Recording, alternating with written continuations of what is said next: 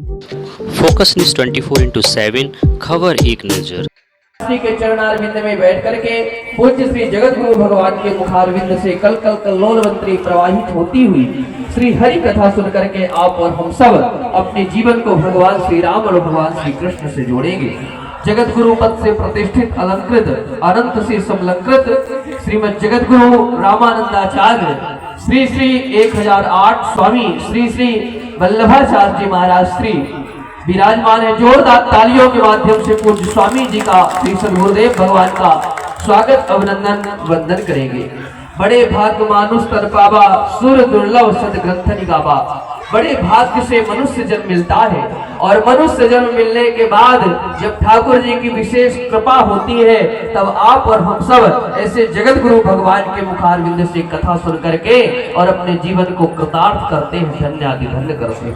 आप सभी चैनल के माध्यम से सोशल मीडिया के माध्यम से इस समय देश विदेश में परम पूज्य महाराज श्री के शिष्य परिकर एवं सभी कथा प्रेमी जुड़ चुके हैं। आप भी चैनल से जुड़ने के लिए अपना अपना मोबाइल पे यूट्यूब पर जाएं, बेल आइकन दबाएं और चैनल के माध्यम से भी आप कथा सुन सकते हैं। बहुत ही सुंदर कथा का आयोजन हो रहा है। यजमान परिवार के लिए भी जोरदार तालियों के माध्यम से आप स्वागत अभिनंदन वंदन करें। आइए विलंब न करते हुए आप सब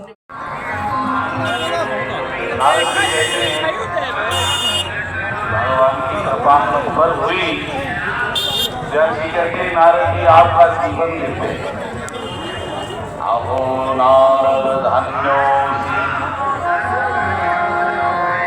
यत की तुरम जगत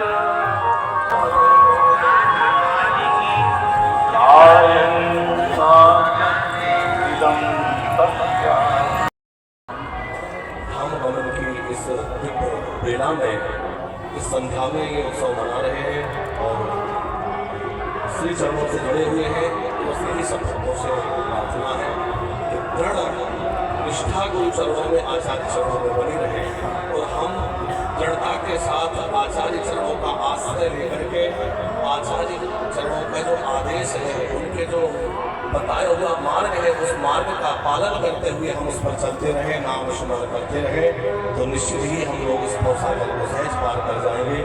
अब देखिए संसार को सागर कहा है, ये संसार एक सागर है और उस सागर को पार करने के लिए मनुष्य देह जो है एक नौका है।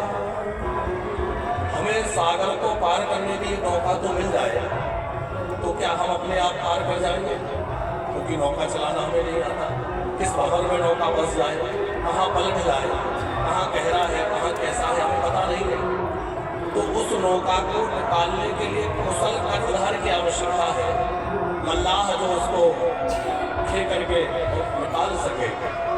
तो इस संसार सागर से पार करने के लिए मनुष्य देह रूपी है नौका अथवा जहाज हमें प्राप्त हुआ है और इसको निकालने का जो तरीका है, कैसे हम इसको बाहर कर इससे पार कर सकते हैं, वो तो सद्गुरुदेव भगवान ही पार लगाते हैं। तो हम किसी चरणों में हैं, हम सबको ये भव सागर से पार लगा करके ठाकुर जी के धाम में पहुँचाएंगे, ठाकुर जी के शिक्षणों में जोड़ेंगे। ऐसे मंगलमय कामना के साथ बार बार कोटि कोटि प्रणाम करते हुए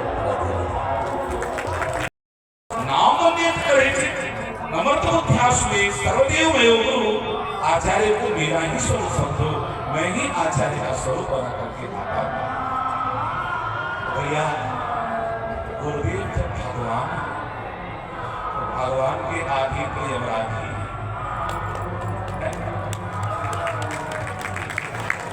इसलिए हमें अपराध का डर नहीं है। अब वैसे ही गुरुदेव कहा करते थे बाना बड़ा दयालु का तिलक छाप और मान यमड़ पे काबू कहे है मानी। इनकी रैली की से आप सब जानते हैं। स्वामी जी महाराज का जब जन्म हुआ तो जन्मते ही इनके मस्तक पर ऊर्ध्वपुंड तिलक होने के कारण से स्वामी जी महाराज का गृहस्थ आश्रम का नाम तिलकधारी प्रसाद त्रिपाठी है। तिलकधारी कहते क्योंकि तिलक जन्म से ही दसों अंगुलियों में चक्र के चिन्ह थे स्वामी जी महाराज के।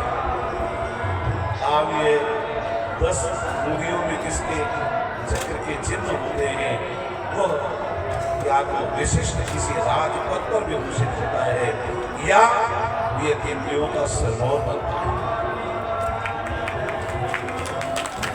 ये सामुद्रिक शास्त्र के अनुसार स्वामी जी महाराज के दोनों चरणों में ऊर्ध रेखा हुई ऐसी देखा, टेढ़ी मेढ़ी नहीं, एकदम सीधी ऊर्ध रेखा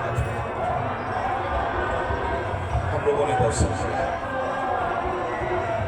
आगे बढ़िए, कौन ऐसा 15 वर्ष का बालक है जो सीताराम जी महाराज का इतना सुंदर विवाह उस वजह से सुंदर करे। 15 वर्ष की अवस्था में स्वामी जी ने सीताराम विवाह उत्सव का कार्यक्रम किया और अभी भी जो चल रहा है सन 1933 में प्रारंभ हुआ।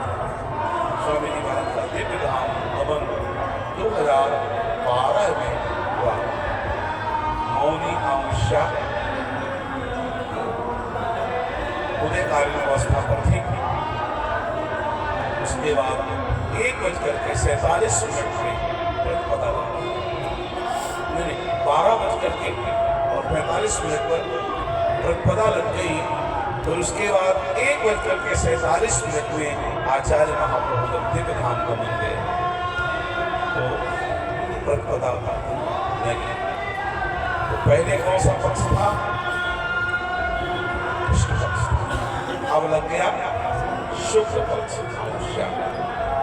महापुरुषों के लिए यद्यपि कोई पक्ष का नियम नहीं है, पर जो महापुरुष ऐसे सुंदर समय पर जाते हैं उन्हें सिद्ध को दिव्य धाम को ही पधारते हैं। उनके श्रेष्ठ गति का देखा किया जा सकता है। तो हम सब आज महाप्रभु के सीएपी मेरठ महामहोत्सव को मना रहे हैं। आज के दिन वैकुंठ में साकेत में महोत्सव, जिस दिन कोई महापुरुष ऊर्ध्वलोक को जाते हैं उस दिन दिनाभिमानी देवता, रात्राभिमानी देवता, है ना, आशाभिमानी देवता, ये सब के सब देवता हर लोक के देवता उनका सम्मान करते हैं और सम्मान पूर्वक सीखते हैं। वहां को स्वागत है, उत्सव है और हम सब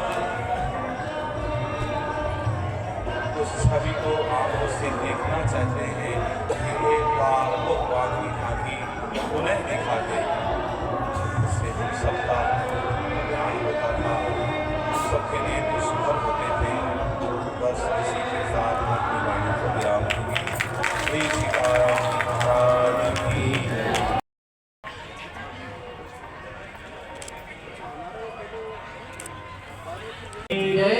श्री गुरु भगवान की जय। संत समाज की जय।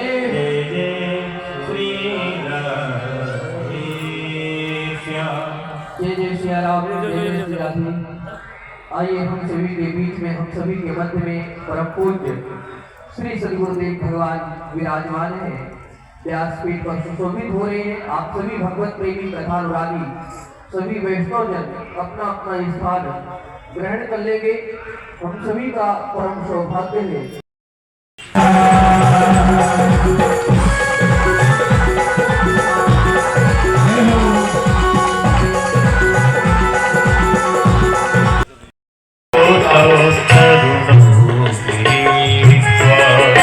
प्रेम के रूपा मन साविरा, प्रेम के रूपा सहसा विरामे। श्री कृष्ण गोविंद हरे मुरारी, श्री कृष्ण गोविंद हरे मुरारी। हे नाथ नारायण वासुदेवा, हे नाथ नारायण वासुदेवा, हे नाथ नारायण वासुदेवा, हे नाथ नारायण वासुदेव श्री कृष्ण गोविंद हरे श्री कृष्ण गोविंद हरे मुरारे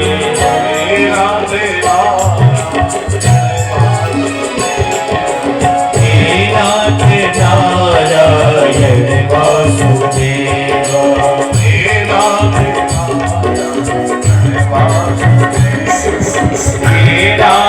नारायण वासुदेव।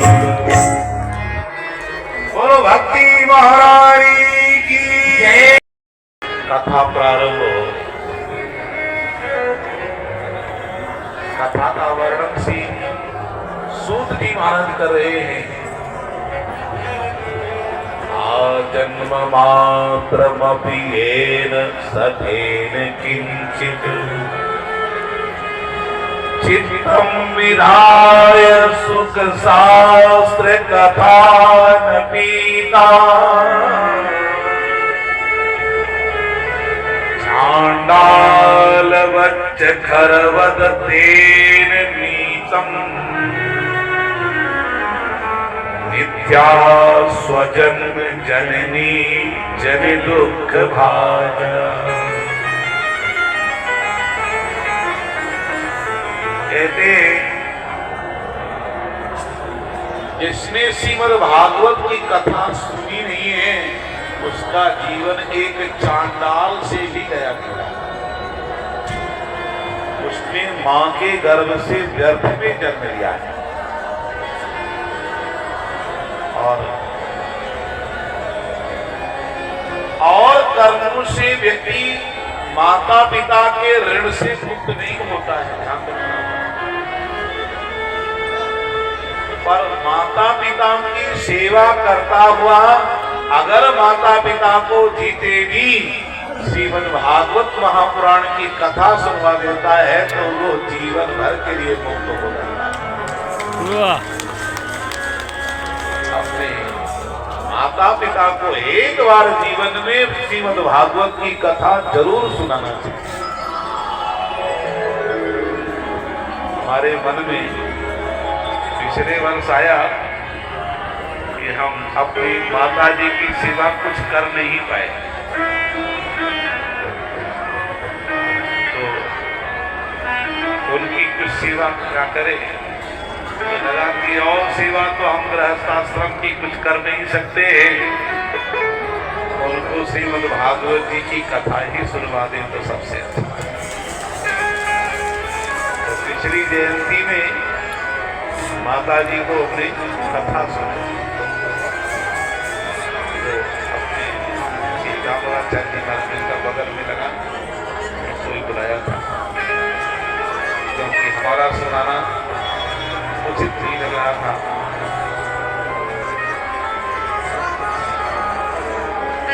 वो अपने जीवन में एक बार कथा को सुनाना ही सुनाना चाहिए।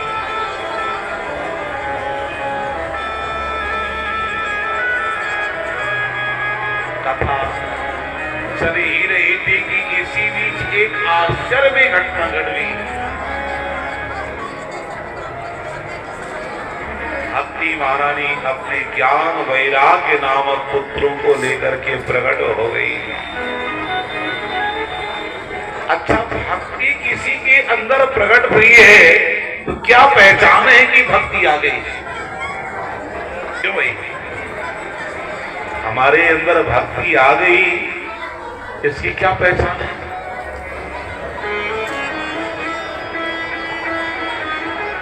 पहचान ये है कि अगर भक्ति आई है तो निश्चित अपने आप ही अहर्निश भगवान नाम संकीर्तन निकलने लग जाएगा। चाहे वो नाम जप के रूप में, चाहे कीर्तन के रूप में, चाहे लेखन के रूप में, किसी न किसी रूप से भगवान का नाम निकलेगा ही निकलेगा। नाम निकल रहा है इसका मतलब क्या है? भक्ति का रोग लग गया है।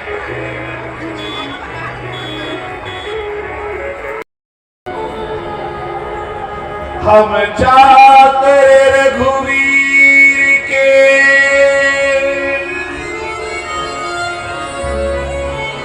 पटो लिखो दरबार।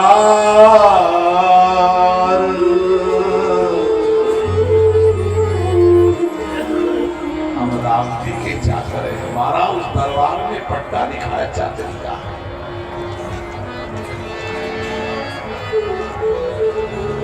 सत्संग करते हैं रघुनाथ जी, ऐसे सनकादिक भी सत्संग करते हैं। एक दिन सनकादिकों ने जब नारद जी को देखा, पूछा तुम्हारा मुख दीन क्यों है? वो 10 चिंता करो भगवान, कौन सी चिंता है? अच्छा एक बात बताओ, फलितम गम्यते पुत्र जा कौन है भाई साहब? गमनम तब आपका आगमन कहां से हो रहा है? देखो, जब भाई भाई मिलते तो दिल की बातें करते हैं, अंदर की बात भाई अपने भाई से, जिनके भाई नहीं होते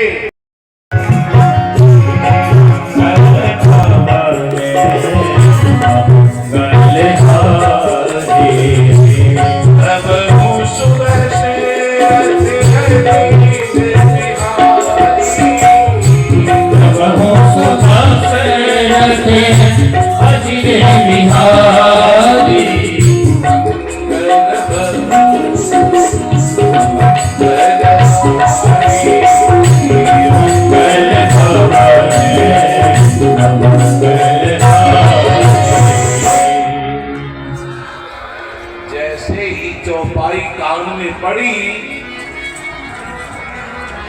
श्री रघुनाथ काशी से रहा नहीं गया। अपनी ड्यूटी छोड़ करके सीधे राम कथा गाने के लिए, रामायण की चौपाइयों को सुनने के लिए, सत्संग करने के लिए चले गए। अधिकारी ने सोचा कि रोज रोज रघुनाथ की शिकायत आती है, देखे आज रघुनाथ है कि गया।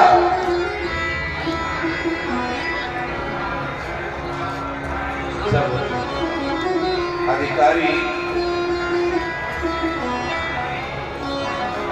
जांच करने पहुंचा, वहां तो एक पद की अर्धारी सुनाई दे रही थी, और किसी और के मुख से नहीं, रघुनाथ के मुख से। रघुनाथ गा क्या रहे हैं? हम भक्त के भक्त हमारे, हम भक्त के भक्त हमारे, हम भक्त के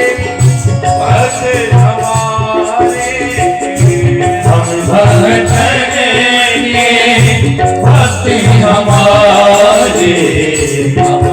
भक्त हमारे, हम अधिकारी को लगा कि लोग रोज रोज शिकायत करते थे, आज हम आए तो रघुनाथ ड्यूटी में मिला और कितना प्यारा गा रहा है।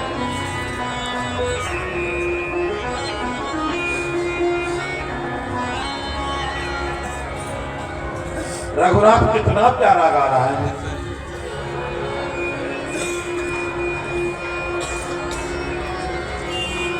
दूसरे दिन जब रघुनाथ को ये पता लगा कि अधिकारी देखने के लिए आया था, तो सुनते ही सीधे अधिकारी के पास गया। आप गए थे और हम नहीं थे, हमसे गलती हो गई, हम आपकी बात नहीं माने। अधिकारी ने कहा, रघुनाथ कैसे कह रहे हो, तुम तो थे ना। नहीं हम नहीं थे। नहीं तुम थे, और कल तुम बड़ा सुंदर गा रहे थे। रघुनाथ तुम बहुत सुंदर गा रहे थे। अच्छा सुनाओ जो कल गा रहे थे।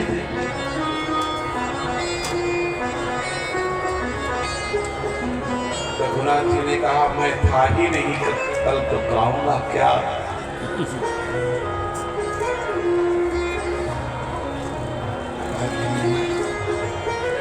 तो हम भक्तन के भक्त हमारे,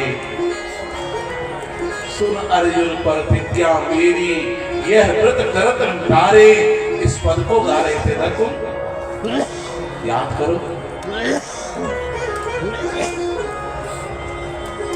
हजूर, वास्तविकता तो ये है कि मैं तो ड्यूटी छोड़ करके सत्संग में चला गया था, रामायण को सुनने के लिए चला गया था। हमारी समझ में आ गया ये रघुनाथ तो नहीं गा रहा था, पर वो रघुनाथ जरूर गा रहे हैं। वो रघुनाथ गा रहे हैं। कौन? सनक, सनंदन, सनातन और सनत कुमार।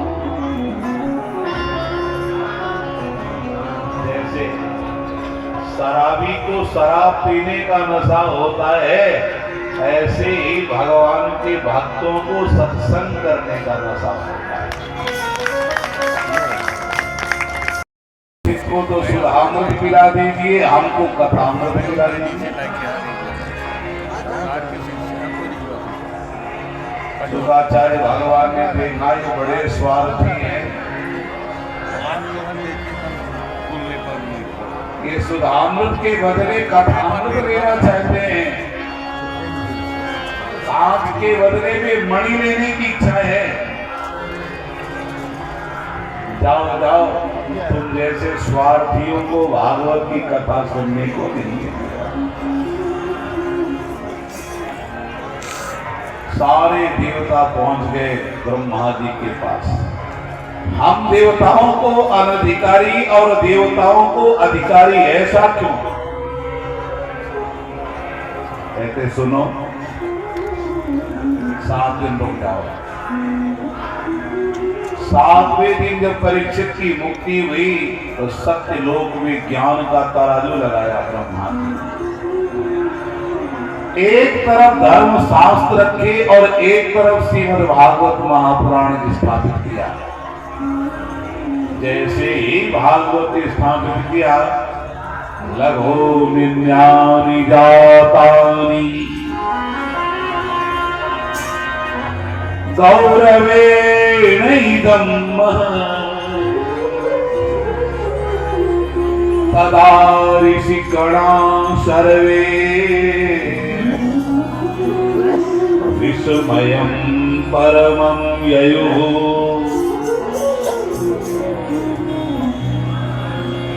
सारे के सारे धर्म शास्त्र हल्के पड़ गए और श्रीमद् भागवत महापुराण भारी पड़ गया। और श्रीमद् भागवत महापुराण की